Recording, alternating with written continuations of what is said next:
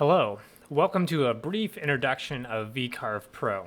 Vcarve is computer-aided machining or CAM software used to create toolpaths for CNC machines. Our goal here is to take a vector drawing, generate a toolpath for it, and compile this into G-code. G-code is machine instructions for a CNC machine. These are the literal machine code instructions and coordinates that will tell the machine how to cut parts. Vcarve is one of many capable CAM software tools. There are many other applications that can create toolpaths for CNC machines, just as there are many CNC machines. Our focus is on Vcarve in this video and mainly 2.5D applications. 2.5D means cutting parts of uniform thickness from uniform sheet stock, this being plywood sheets to cut out these chair parts. To keep things simple, we will focus on three fundamental 2.5D toolpaths: drilling, pocket, and profile. There are more toolpaths, including ones for 3D machining. To get our bearings, the general navigation of Vcarve is as follows. This is the basic vector editing tab and options. When you are ready to create a toolpath, we'll use this menu on the right. Finally, the 3D preview of any toolpaths you've created is a great feature to check your work and catch any mistakes. Once the 3D preview is enabled, we'll have two tabs, one to show the preview and one to show our vectors. You can always close or back out of the 3D preview menu. First, we'll start in the vector editing section and then move on to creating toolpaths. If you haven't done so, open Vcarve Pro. Click File and Start a new project. This will default to the Job Setup menu. If you don't see this, click the Job Setup menu from here. Like most projects, you'll have some planning already in mind. The parts of this chair can be cut from a sheet of wood 48 by 48 inches. Here we will set the parameters for your material, its size in the X and Y and thickness, which is the Z. For this example, we are doing single-sided machining, which is typical for most 2.5D applications. Our sheet is 48 by 48 inches. Its thickness is 0.72 inches. The thickness measured is very important. Plywood is sold by nominal dimensions. Although we are using 3/4 inch plywood, its actual thickness in this case is 0.72 inches. Be sure to always measure, and typically do this with calipers, the plywood you are using so your toolpath cut depth is accurate. The Z0 position is always the top of the machine bed, or the spoil board. Make sure the machine bed is selected. This means the absolute Z0 position is the top of our spoil board. This is the MDF attached to the CNC machine. This also means when your cutting depth is the thickness of your material, the tip of your cutter will just touch the top of this sacrificial bed. This is done to avoid crashing the machine. You can cut below this surface or below the Z0 position, which is the whole reason why we have a spoil board. You just have to be mindful of what you're doing. Our CNC is set to abort any cut position more than 20 thousandths of an inch below Z0. You can cut up to 20 thousandths into the MDF board or spoil board, but any more will result in an automatic abort of your CNC job once that Z position is called. The XY datum position is the lower left corner. This is typically the default position of the software, but it's not always set to this. The lower left corner means the machine's Z0 origin for the X and Y is located here or nearest to the control panel when standing by the machine. You can see it in this picture of the X and Y origin. It's possible to set a new home position when you load your job, which we'll learn later when we're running the CNC machine. Just note, from this corner, and more important from this perspective, moving right is in the positive X-axis, and moving away, the longer side of the machine, is the positive Y-axis. If you are using a different CNC machine but want to use this software to create a toolpath, absolutely make sure the Z0 position and the XY origin and how they propagate away from each other are adjusted to suit that specific machine and job setup. Click OK to continue. In this tutorial, we are starting a few steps into the overall design and fabrication process. We already have a CAD model created of a very comfortable chair. You can see the finished product after the CNC routing and assembly. To create a 2.5D toolpath for any project, each piece should be exported into a .dxf file. This can be done by selecting the appropriate view orientation, selecting Save As, and picking DXF from the list. DXF is a pretty common vector file to transfer between drawing applications. In this example, we're going from SolidWorks to Vcarve Pro. Exporting each one of these parts into a DXF has already been done. You can find each chair panel in this class's Canvas module. Be sure to download each file, import it into Vcarve. To do this, select File and Import. As you import each file, be sure to get familiar with the nuances of selecting and moving vectors or your lines. When a vector or group of vector lines is selected, it turns pink or purple. You can click and hold to move this group. Do this after importing each of your part sections so they do not end up on top of each other. Like some CAD programs, there are special ways to select multiple parts. If you click and hold and drag a selection box from left to right, anything contained in that box will be selected. Conversely, if you make this selection box from right to left, any vector inside and touching the box will be selected. When vectors are selected, clicking them a second time will show these shortcut icons, which will allow you to stretch or scale your vectors uniformly. The outer solid blue boxes indicate the rotate icons. This is just for rough scaling and movement placement. If you haven't done so, remove the SolidWorks Education License text too. You can group lines by selecting what you want grouped by right-clicking and selecting Group. This will maintain the vector line relationships with spacing and associated parts as you plan out your sheet. Grouping is a very good way to keep your part together while you place other parts and get them arranged on your sheet. Use all the aforementioned tips to move your parts around. Remember that some tasks beyond this step might require your vector lines to be ungrouped. You can right-click and select Ungroup to break your vectors back into individual lines. As you import parts, space them out so there are no overlapping vectors. You should have something like this before moving on to the next steps. If you haven't done so, remove the SolidWorks Education License text too. We just want clean, plain vectors of our shapes before moving on. Vcarve has some rudimentary drawing capabilities. We'll explore some fundamentals. Our chair assembly requires two side panels, so we want to copy this side panel. Use the copy command to make duplicates. You can also use the mirror command with a create copy selected to make this duplicate as well. This will also help nest the copy so it fits within our sheet.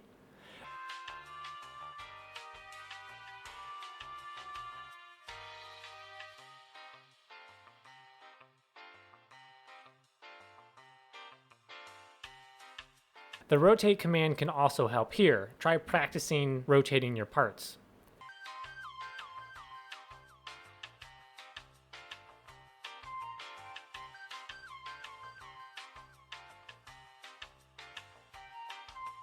For advanced vector manipulation, please note the transform object options. These are move to a specific coordinate, scale can be set to a specific size or ratio, rotate, mirror, distort, and align. Vcarve does offer some basic drawing tools. You can see them here. The Create Vectors set of tools will allow you to do some drawing if you need to. If you do need to do a lot of drawing, it's recommended to use a more robust CAD or drawing program instead. Vcarve is not a full-featured CAD application, it's a CAM application. If you do create some significant drawing in Vcarve and want to move your work back to a real drawing program, you can. Do this by selecting File and Export and selecting one of the formats in the list. This next step is one of the most important features in any CAM program that applies toolpaths to 2D vectors. Ideally, we should have closed or continuous vector lines to apply a toolpath, but that doesn't have to always be the case. For closed or continuous vectors, the profile toolpath is the one we have in mind. A profile toolpath will follow the lines outlining the part. If these lines are not continuous or all connected, the profile toolpath is not very effective.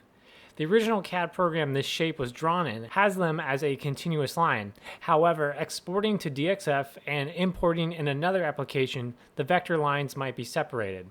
We can see the separation when clicking on any part of the shape's perimeter. Note, these vectors are ungrouped. When clicking on the perimeter, only one segment is highlighted. This means these vectors are not joined. We want the entire perimeter to highlight as one. To do this, we will use the Join Open Vector tool, using the shortcut Ctrl-A to select all the vectors. The dialog box will show us how many open vectors are present that fall within the tolerance parameter. This default parameter is 0.0004 inches, meaning this is an imperceivably small gap that will likely only be present when vectors are broken as a result of moving between different file formats. Any two vector nodes below this distance will automatically be joined or welded together. This will rejoin all our lines into a continuous perimeter. Make sure to click Join to do this. You can see this effect by clicking on the perimeter of a shape and all the exterior lines are highlighted after this operation is done. The shape now has a continuous line. Remember this tool for the future. It's a big quality of life improvement when dealing with imported vector drawings from other CAD programs. Not every toolpath needs to have a continuous vector line, but the most used toolpaths like Profile will require a closed vector shape to be effective. It is always encouraged to have some idea of how to manually nest your parts.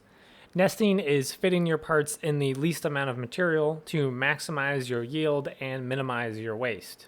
In some cases, you may want to have the software attempt to nest your parts if you're not sure how to arrange them yourself. Just note, the software might not pick the most intelligent layout.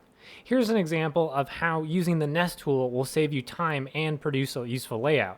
If you've already arranged your parts into a practical layout, feel free to just observe this step. Before we nest, it is critical you have your vectors grouped together so the software does not separate your associated parts and features. To have Vcarve try and nest your parts, select all the vectors you want to nest using Ctrl-A and click the Nest icon. The following steps, we have to provide some details on a few parameters so the software can do its best. The tool diameter is the cutter size that we will use to cut out these parts. Most of the time, we will use a 1/4 inch diameter cutter. Next is clearance. We'll set clearance to 0. This will nest parts so they share a cutting path. This improves efficiency. Border gap should always be considered. Because we nail or fasten down our sheet along the perimeter, a border gap will make sure no parts are placed within this distance from the edges. Remember, you don't want a toolpath cutting through the only thing holding down your sheet to the CNC bed. Typically in these applications, we use composite nails to nail along the outside edge of your board while your parts are cut somewhere in the middle. If you want to rotate your parts, you can enable this option. It's something to keep in mind if you're using solid wood and to maintain a grain direction in your part. This option might override that intention. If you're making a sign with text, be aware of accidentally mirroring your parts. And if you fail to group parts correctly, letting the software put parts inside of parts may produce some wild results like this. The next options identify how to fill the sheet, as well as calling out a specific vector or boundary to stay inside of. Click Nest to see the results. If you're unhappy with these results, you can always undo and adjust your parameters accordingly. Here's an example of when nesting would be a really useful tool if you weren't sure how to manually do it yourself. Remember, nesting is all about minimizing material waste and maximizing yield. The last vector touch-up tool you should know about is the fillet tool. This chair model, which was done in SOLIDWORKS, was created with this shortcut in mind. You can see the result here with this mortise and tenon joint. The issue is, if we cut it as is, the interior pockets or rectangles where the tenons are supposed to fit will produce corners with round edges. We can simulate this in the 3D preview. Our tenons with sharp 90-degree edges will not fit into these rounded holes. The fix here is simple. Instead of going back into SOLIDWORKS and redrawing your parts to compensate for this, we can use the fillet tool. Click the fillet tool and enter the tool radius. This should be the tool that is doing the cutting in this section. For our example, this is again a 1/4 inch diameter end mill cutter. The radius of this is 0.125 inches. Next, click the type of fillet. The T-bone and dog bone fillets are types that will compensate for our rounded mortise joint. Simply click on the corner you want to apply a fillet to. It will modify the vectors for you. If you want to undo this fillet, click the corner again. If you are unable to click your corners, you may have to ungroup your vectors if you haven't already done so. You can click all the corners where you need to add a fillet so the mortise and tenon joints fit as expected. Make sure you get the corners on the side tabs as well. We want all the interior chair parts to fit flush against the side panels. These tabs are located on the chair back, seat, and cross brace. We've done a lot of vector manipulation so far. Before continuing, let's make sure our drawing is still in good standing. The main points here are non-overlapping vectors spaced out so the cutter, which is a 1/4 inch end mill for most of these cuts, can cut through all the parts without overlap. Make sure you don't have any duplicate vectors on top of each other. You can see this by clicking on a vector. If it shows you a highlighted and dashed pink line, then you've got one vector. If you have vectors on top of each other, clicking once will show you black plus a dashed pink line. Just hit delete to remove these vectors until you have one single vector present. If you have not done so, make sure to save your work. This saves your entire work as a Vcarve project. Note, if you're using the demo version, you cannot move this project file into a licensed version of Vcarve. We are done drawing and making adjustments to our vectors, though you can still continue to make adjustments as we move into the next steps. Next, we're going to create our toolpaths to cut out the chair parts. Hover your mouse over the toolpaths tab. It will pop out. Click this push pin icon to lock this menu onto your screen. This is the main toolpath menu. We will be working in this menu from now on to create machining toolpaths. First, let's start simple and create a drilling toolpath. Before we make a drilling toolpath, make note of the material setup option. We've already completed most of these settings when we enter the length, width, and thickness of our wood. We've already set the Z0 and XY datum too. This is just a summary, but with newer options regarding control of the CNC machine. What is new is the rapid clearance and plunge heights. In the future, if you ever have a job setup that might need clamps or additional hold-down jigs, you will want to change these values. The rapid movements are very fast gantry moves when the CNC is jogging to a different location. This is done a very short distance above your part.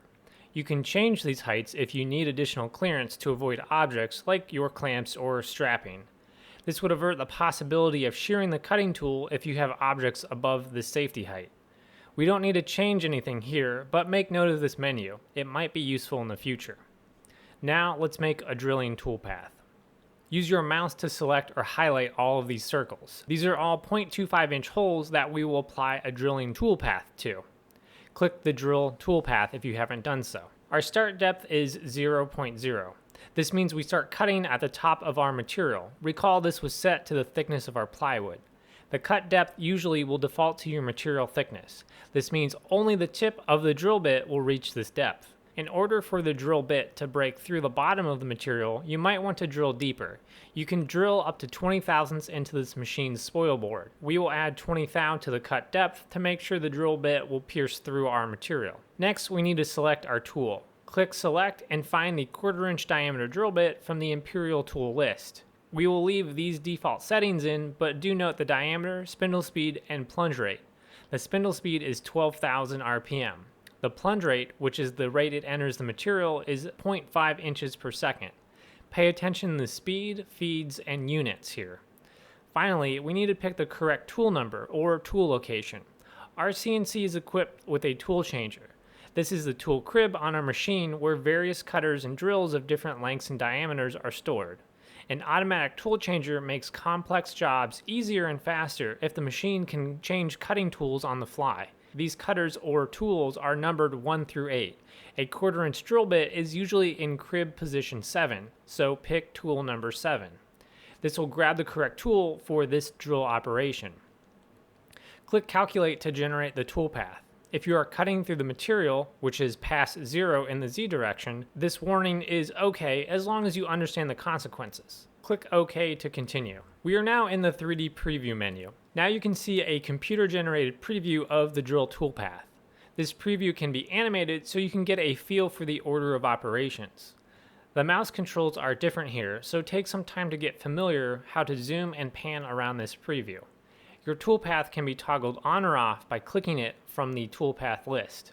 Click Preview All Toolpaths to visualize the drill operation. Note the red lines are machine jogs. This is the CNC moving quickly from one position to the next, just slightly above your material.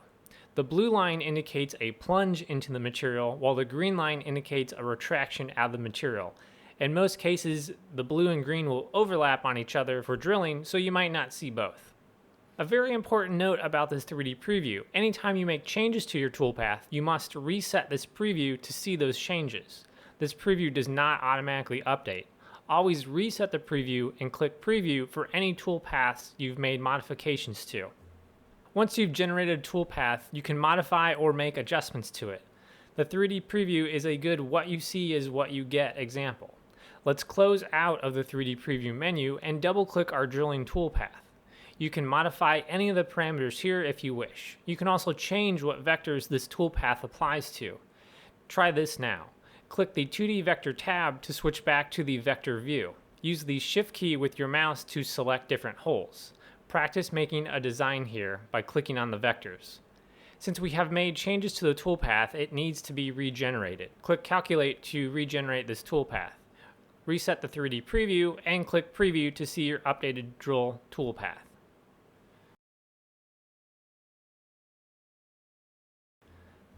Let's move on to the next toolpath, Pocket. The Pocket toolpath is fitting to its name. It will carve out a pocket to a set depth. This type of toolpath is very useful for more intricate joints and features, but in this example, we are using it for aesthetics. We will pocket the back panel of this chair just for some visual flair. These are the vectors we want to pocket. These vectors are somewhat large, so we will pick a bigger cutter for this job, a 1/2-inch end mill. End mills have a flat bottom and they are ideal for cutting our flat sheet stock. Since we have a large surface area to pocket, a wider tool is better. Click the Pocket toolpath if you haven't done so. Our start depth is again 0, which is the top of our material. We will pick a cut depth of 0.25 inches. Select a 1/2-inch end mill from the Imperial tool list. Make sure the diameter reads 0.5 inches. We will leave the step over at 10%. Once we preview this toolpath, it will be easier to explain this setting. The spindle speed should be set to 12,000 RPM. The feed rate should be 70 inches per minute. This is the speed of the cutter moving through your material or cutting in the X and Y axis. Be very mindful of the units. Moving your mouse pointer just a few pixels can result in a disaster as far as the units are concerned. The plunge rate cuts in the Z-axis. This is up and down. The plunge rate is typically 1/3 or less of the feed rate. End mills cut slower when they're plunging compared to the speeds they can cut side to side. 20 RPM is a safe number for this. Select tool number 2. Click OK. The next option is the method on how to clear the pocket. There are 2 basic options, offset and raster. We will pick offset since plywood doesn't have a set grain direction. However, if you are cutting lumber, depending on how the grain is oriented, you might want to align the raster pocketing along with the wood's grain. In machining, we typically do not plunge to our full depth when cutting. We do it in passes. Clicking Edit Passes illustrates how many passes or laps it takes to get to our target depth. As a rule, the depth per pass should never exceed half of the tool's diameter. For a 1/2-inch diameter cutter, our depth per pass should never be more than half of this, 0.25 inches. The harder the wood, the more conservative your speeds and feeds should be. The only exception is foam, which you can cut much faster. And just a general sanity check before moving on. You can only cut as deep as the flute lengths of your cutter. This end mill cannot cut past its flute. Your cutter defines the maximum depth you can cut. Longer tools can cut deeper, but will be more susceptible to chatter and vibration. There are many details about picking the right cutter for the job. We're just covering the basics. If you ever have questions, please ask. We always use conventional cutting when routing. In conventional cutting, the cutter rotates against the direction of feed. This opposing pairing of forces reduces the load at the cutter. This improves tool life and will leave a better surface finish. Climb milling can be used as a finishing pass, which means it's for very light cutting. In general, we do not do much climb milling when cutting wood. From here, you can name your toolpath if you like. This is useful if you have lots of toolpaths. Click Calculate and preview all of your toolpaths. Remember, you can double-click any toolpath to make changes if necessary. And remember to reset your 3D preview if you've modified any toolpath from the last time it was calculated. Let's click on the pocket toolpath to show the tool moves. The blue lines show cutting, and we can see lots of overlapping passes. This is our step over. For machining wood, this is not very efficient. Let's double click the pocket toolpath and edit the tool parameters. Change the step over to 90%. This means each overlapping pass will step over 90% of the tool's diameter. Think of it like mowing grass. To get the job done the fastest way possible, you would mow with a step over of 99 to 100%. When milling wood, we can pick this more efficient step over. Accept these new settings and recalculate the toolpath. Make sure to reset the 3D preview and regenerate it again. Take note of the updated pocketing toolpath. Before we continue, let's have another sanity check. These feeds and speeds are for basic plywood. These numbers are relative to the machine, the cutter, and the material. Speeds and feeds are calculations based on all of these variables. This means these cutting speeds are not interchangeable between machines and cutters with different capabilities. Experience is the best way to understand when and where you can adjust feeds and speeds. In our case, we are picking conservative numbers to ensure long tool life and avoid tool breakage. The profile toolpath is mainly used for cutting out our parts. This follows the profile of our vectors, which is why this toolpath operation works best on closed vectors. We've been creating our toolpaths with a specific order in mind. We want to do any milling on our parts before we cut or separate them from the full sheet. We have some interior features left to tackle before we do our final profile cut. Select all the vectors that make up the interior features. This includes the slots and all the mortises we've added fillets to. Click the profile toolpath. Our start depth is again 0. Our cut depth should be equal to the thickness of our wood. In our example, this depth is 0.72 inches, but will vary with plywood. Be sure you have an accurate measurement of your wood's thickness. We are using a 1/4 inch end mill for profile cuts. Select this tool from the tool menu. Verify the diameter is 0.25 inches, the spindle speed is 12,000 RPM, the feed rate is 75 inches per minute, and the plunge rate is 20 inches per minute. This 1/4 inch end mill is located in tool position 1. Select tool position 1. Remember the rule, our pass depth is never more than half our cutter's diameter. Our depth per pass should not exceed 0.125 inches or 1/8 of an inch. Click the Edit Passes. Edit the passes to agree with this rule. This will be around 6 passes. The machine vectors is a decision you need to make based on your project design. We are cutting interior features. To ensure they come out to our dimensions, we need to cut inside the line. This operation, like most, will use conventional milling. It's time to talk about tabs. When milling, we want to avoid any part from coming loose when the cutter is still engaged with said part. This is most likely to happen during a profile cut. If a part were to break loose and pop itself above the height of your material, it could get in the way of the next path the CNC wants to jog to. This collision would likely break and shear the cutter, forcing you to stop. To prevent parts from coming loose as they are profile cut, we will add tabs. Tabs are leftover segments of material that will bridge your cut parts to the main material, which is still fastened to the spoil board. The length and thickness of these tabs will depend on a number of factors like the material thickness, the size of your parts, and the hold down method. In this example, these default settings are okay. Click the Edit tabs. You can manually place tabs by clicking on a highlighted vector.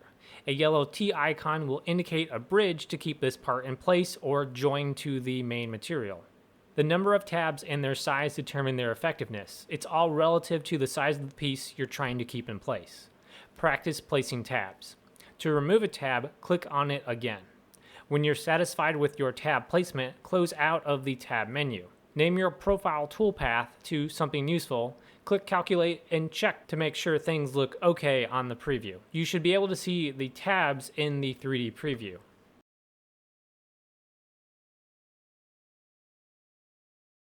Let's finish with the last toolpath. This is again a profile toolpath on all our parts, this time on all the vector perimeters. Click Profile Toolpath.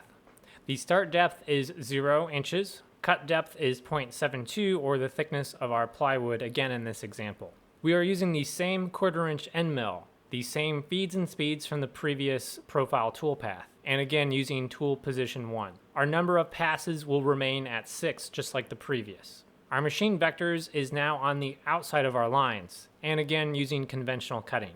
We need to add tabs again here.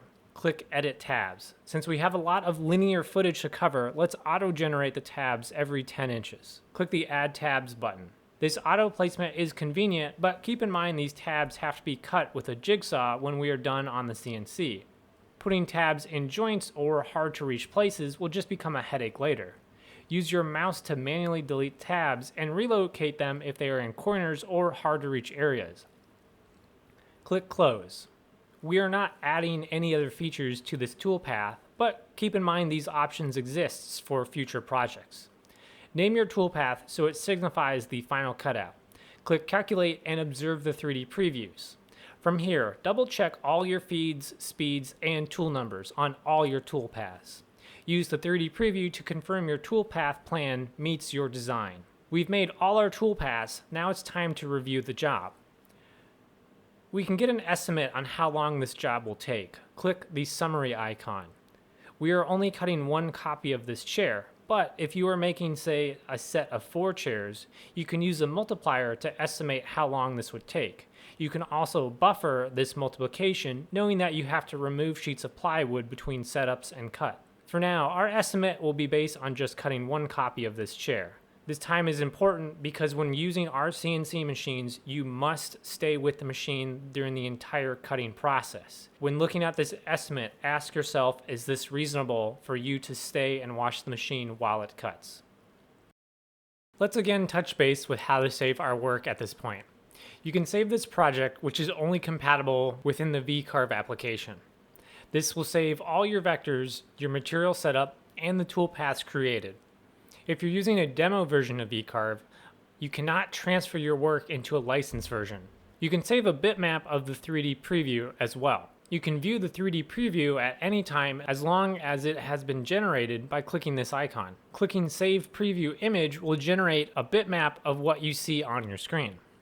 We've created a few toolpaths at this point. It's important to note, since we have a CNC machine with a tool changer, we can run all these toolpaths as a combined G-code file. We want to make sure the profile operation that cuts out all the parts is last. You can reorder your toolpaths if you need to make changes to the toolpath order of operations. Select a toolpath and use the up and down arrows to change the order if necessary. Finally, let's export the G-code. Click the Save Toolpath icon. Click the option to output all visible toolpaths to one file. Select all your toolpaths. The post processor will compile our G-code for a specific machine type. Our CNC uses the WinCNC ARCS ATC Inch post processor. This file type is .tap. Select this post processor from the list. Click Save. You now have created the G-code file for our CNC machine to run your job.